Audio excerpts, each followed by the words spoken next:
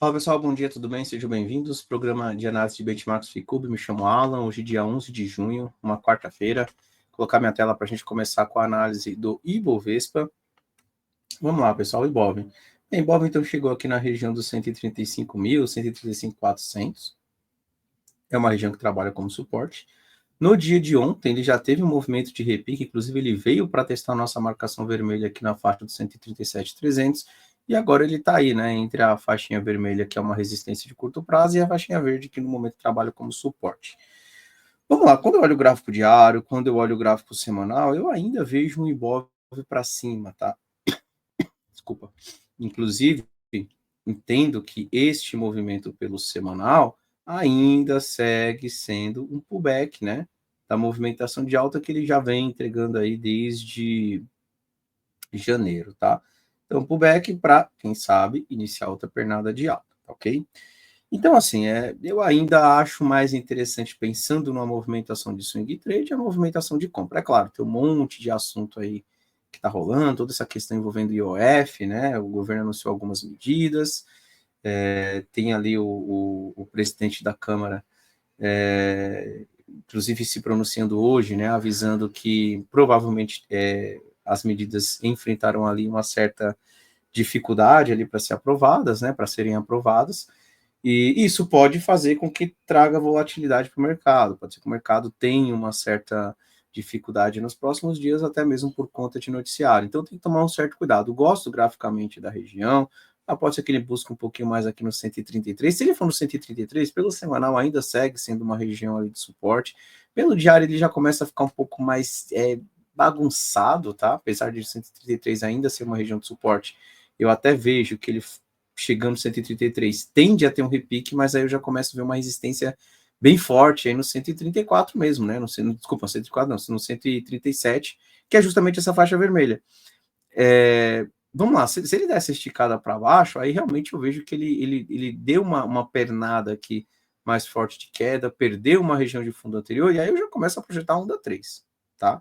Por enquanto, eu estou acreditando que ele vai tentar se segurar nessa região desse pavio aqui, né, desse fundo do dia 23 de maio, nessa região de topinhos aqui dos 135.400, 135.500, né? E pelo menos tentar consolidar, né? E aí a possibilidade dele ser para cima do 137.400 e testar novamente topo. Se ele seguir caindo, aí eu já não consigo ver ele estourando de novo, voltando para testar topo, a não ser que mude aí, né? Tem um comportamento diferente para frente. Mas se ele seguir caindo, eu já começo a ver que o repique vai ser para pensar na venda, tá? Quando eu olho o gráfico diário, né? Quando eu olho o gráfico diário, tá? Então, por isso seria importante, né, na minha visão, que o Ibov já começasse a reagir por aqui para quem está comprado e preferencialmente que ele volte para cima dos 137.400. Para cima de 137.400, meu viés é de que ele vai lá para testar topo e pode até mesmo dar continuidade na movimentação de alta. Então vamos acompanhar, e todo o noticiário aí ocorrendo, né? E quem sabe até esse noticiário aí ajudar que o mercado não resolva andar, né? Hoje não está muito claro o que vai acontecer, né? O mercado está até um pouco ali com o pé atrás com tudo que tem ocorrido aí nos últimos dias, mas de qualquer forma vamos seguir acompanhando aí a movimentação dos gráficos. Veja uma região de suporte na faixa dos 135.500, 135 mil, e vejo região de resistência ali na faixa de 137 a 137.500. Vamos ver para onde ele rompe. Rompeu para cima do 137.500, começou a fechar para cima dele, testa topo. Perdeu aí, começou a trabalhar para baixo do 135, vai lá no 133 testar como suporte também, ok? Vamos dar uma olhada no gráfico do dólar, WDO FUT. Bem, o dólar não tem muito o que falar, é para baixo, né? Ele acabou perdendo aquela região de fundos ali de outubro, setembro do ano passado. Chegou numa região de alvo pela segunda linha vermelha, mas de qualquer forma, pessoal, eu não vejo compras no dólar, tá? Quando eu falo no swing trade, né? Claro. O dólar eu vejo que ele até pode ter um movimento de repique, mas eu já começo a ver 660 como ponto de resistência ali, até um ponto onde eu acredito que ele bata a cabeça e mande novamente para baixo, tá? Então, dólar ainda sugerindo continuação da queda. Só muda de ideia se ele apresentar algum sinal de reversão para frente. Bem, vamos dar uma olhada no intraday também, né? Para quem opera aí o day trade. Cuidado com compras no momento aí, né? Então, assim, cuidado com compras e cuidado com vendas, né? Vender numa região de fundo anterior, se ele não perder, você acaba ficando preso no fundo. Então, não acho tão interessante. Compras eu não vejo nenhuma evidência de compra, tá? Pelo contrário, né? O dólar ele vem numa queda aqui de topo e fundo mais baixo, e comprar aqui e acreditar que ele vai reverter. Pode até ser que ele faça um fundinho duplo aqui, venha para romper essa região e tente iniciar aquela volta, né? Aquele repique que eu comentei do diário, para testar de novo aqui a região dos 660. Pode até ser que ele faça isso a partir de agora. Mas eu vejo que é meio que tentar adivinhar. Eu, por enquanto, não faria nada no dólar, não, tá? Vender aí eu acho difícil, comprar também acho bem difícil, né? Pensando em relação risco-retorno, se o dólar segura por aqui, tá até mais interessante a compra, apesar de eu não gostar ali da compra no momento, mas a tendência é de baixa, tá? Então seja totalmente contra a tendência. Um ponto a ser observado aqui, olhando esse gráfico horário aí do dólar, é que ele já tem duas linhas vermelhas e as duas linhas vermelhas pode mandar na terceira. Ou seja, pelo gráfico de 60 minutos, o dólar, aliás, duas não, né? Ele já tem três linhas vermelhas para baixo o dólar, PVPC. Já tem três linhas vermelhas para baixo. Ele está mandando numa quarta linha vermelha, tá? Uma quarta linha vermelha. Então seria o próximo alvo aí. Pelos 60 minutos, o dólar aponta ainda lá para os 460. Quem sabe aí mais para frente, né? Vamos dar uma olhada nos 15 minutos para a gente olhar no tempo gráfico ainda menor. Olha lá, ó. Quem tentou comprar aqui no fundo anterior. O dólar até fez um repique, mas já tá batendo na cabeça, tá? Então cuidado aí com compras. Vender também não estou muito confortável na venda. Dois cenários que eu acho mais interessante para a venda. Dólar. Vamos lá, para quem acredita que segue caindo, né?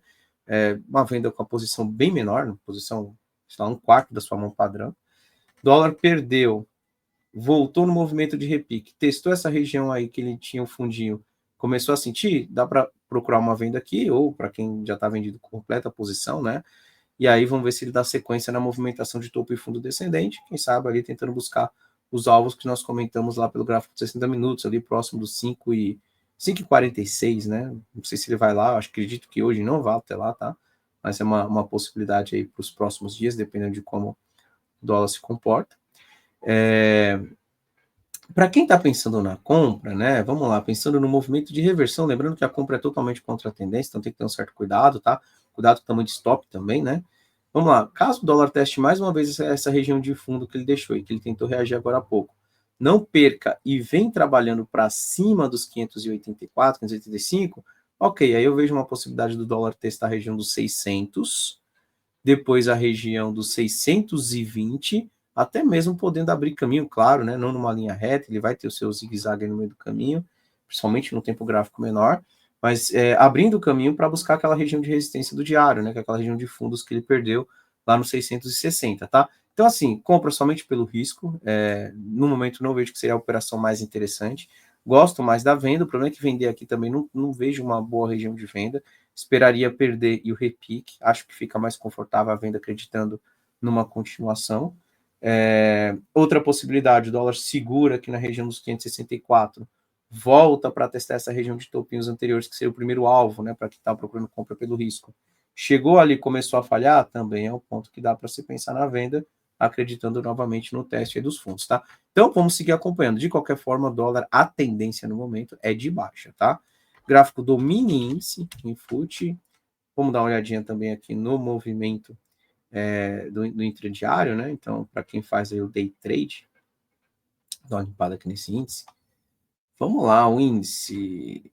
Olha, o índice tá interessante, hein? O índice está com uma cara aqui, né? Ele deu uma pernadinha de alta, deixou um topinho aqui mais alto em relação a esse anterior, veio no movimento de retração, 61,8, e está tentando iniciar mais uma pernada de alta, hein, pessoal? Olha, eu até acho interessante esse índice, viu? Começa a ver aqui uma tentativa aí de um terceiro movimento para cima, uma onda 3, testar primeiro aqui a região de 137,800, quem sabe ali tentar buscar próximo de 139,200, né, que coincide com essa resistência da mínima 144. Gráfico de 15 minutos do índice. Vamos dar uma olhada pelo Rock Mima também. É isso aí, ó, Mima 72 com Rock Mima 305. Tá com cara de onda 3 para cima, tá?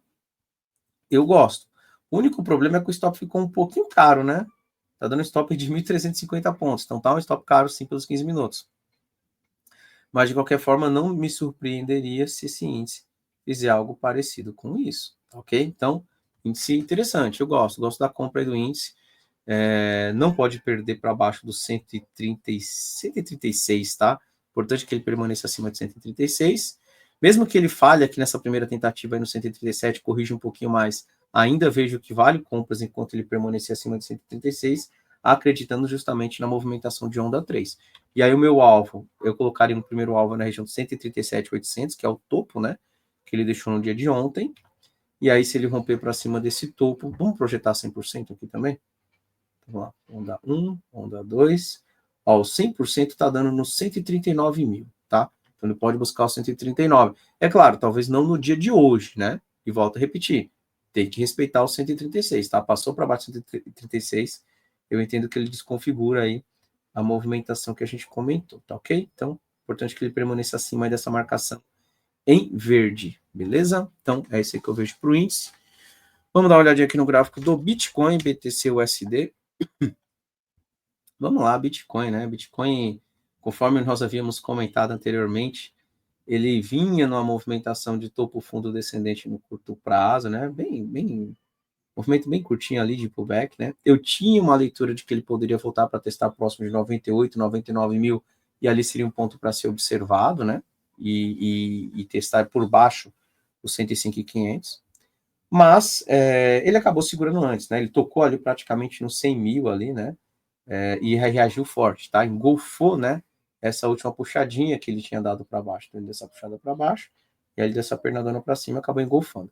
Como ele engolfou essa última pernada, eu volto com a leitura, né, de que acima do 105 eu prefiro compras, tá?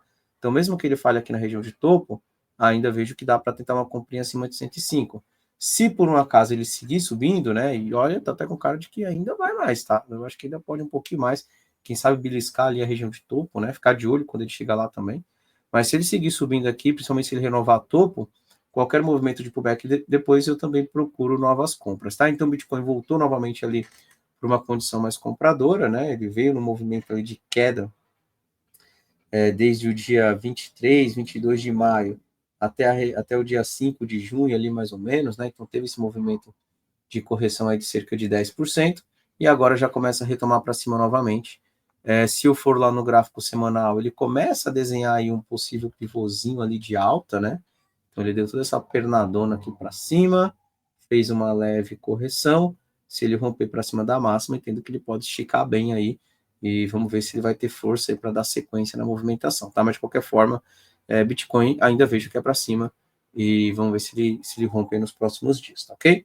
E para finalizar, vamos falar do S&P 500. S&P 500, pessoal, segue subindo, apontando lá para o teste das máximas históricas, 6.147, 6.150. Para cima, tá? Mas eu não estou muito confortável com compras. Eu acho que a relação risco-retorno não tá legal neste ponto, tá? Então, por isso eu tomaria um certo cuidado. Mas, de qualquer forma, é para cima. Então, para quem opera mercado americano, entendo que a condição ainda é de sequência da alta, tá? Alvo, máxima histórica, né? Só toma cuidado para não ficar alavancado, por exemplo, estou zerado, quero comprar tudo agora. Eu não faria isso, justamente pelo fato de não ter uma relação risco-retorno muito boa quando eu olho aí o índice, né? O S&P 500. Então, por isso, eu tomaria esse certo cuidado ali. Tenho chamado a atenção, né? Eu chamei a atenção quando ele rompeu para cima de 770, que era uma região que eu gostava ali para compra, eu trabalhava como suporte.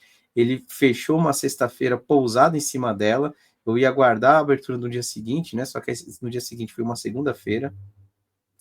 Foi feriado nos Estados Unidos, aí abriu na terça, né? E na terça ele já abriu com baita gap de alta e fechou praticamente na máxima.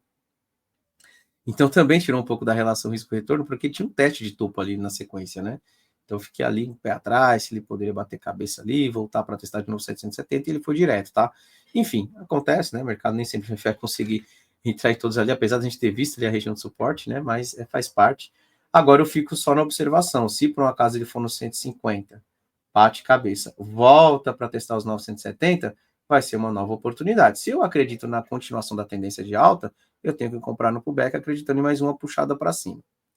O S&P 500 não teve força, começou a demonstrar uma fraqueza, voltou para baixo aqui dos 950. Bem, se ele voltar para baixo de 950, atenção para quem comprou agora, abaixo de 950, o S&P 500 pode voltar de novo para testar ali 770, 780 como suporte. Aqui sim, chegou por aqui, começou a ter uma reação compradora, também gosto da compra. Alvos, teste aí dos topos anteriores que ele acabou de deixar, e se ele retomar ali a força, vai lá para testar a máxima histórica, quem sabe até mesmo para romper, tá? Então, é o que eu faria ali para S&P 500, mas o viés ainda segue sendo de alta, isso é o mais importante, então cuidado com vendas, e a tendência ainda é para cima, gosto mais das compras, só tem que ter uma seleção ali criteriosa ali de qual ativo, né, você vai colocar na sua carteira, principalmente ativos que estejam mais próximos do suporte, com boa relação risco-retorno, ok? Bem, pessoal, então é isso, eu vou encerrando por aqui, desejei para todos um excelente dia, bons trades, e mais tarde aí temos nosso programa Tendências e também o nosso programa de criptoativos. Tchau, tchau, pessoal.